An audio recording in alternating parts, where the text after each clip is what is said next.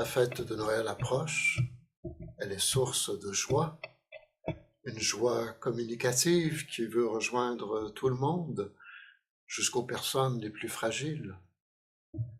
C'est toute la société qui, de bien des façons, se laisse porter par l'ambiance unique du temps des fêtes. Mais c'est une joie qui passe, qui dure quelques jours, où il y a beaucoup d'amour, et ça fait du bien. Et ça nous évade un peu de nos soucis, de nos problèmes quotidiens. C'est une joie de vivre espérée, mais pour un temps seulement.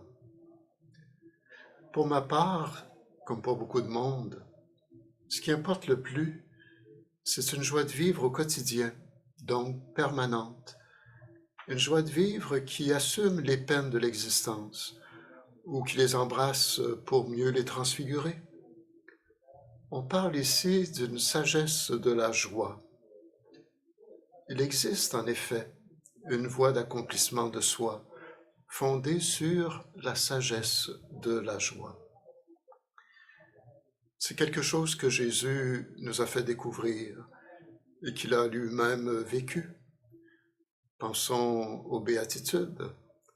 Jésus a dit « Heureux les gens humbles, heureux les doux, les artisans de paix, ceux qui font œuvre de miséricorde, qui ont soif de justice et de paix, car ils possèdent déjà alors la joie du royaume. »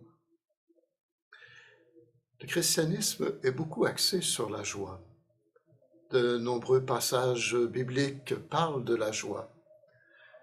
Et saint Paul, dans les textes proclamés en ce 3e dimanche de l'Avent, nous invite à la joie.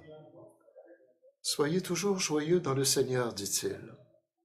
Ne soyez inquiets de rien, mais en toutes circonstances, priez et suppliez pour faire connaître à Dieu vos demandes.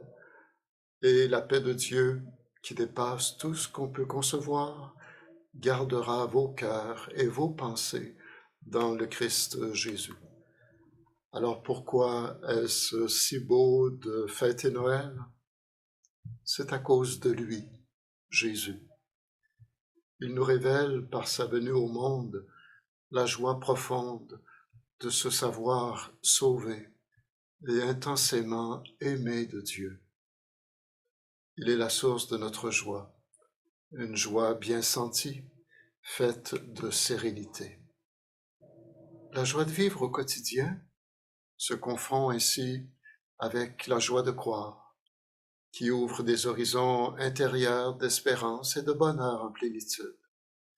Et cela ne peut qu'avoir de bons effets sur nous.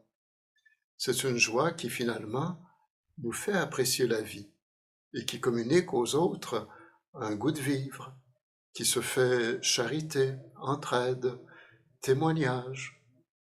Et on devient ainsi, à la suite de Jésus, des semeurs d'espérance, des semeurs de vie, des gens capables de voir positivement la vie et de toujours espérer le meilleur.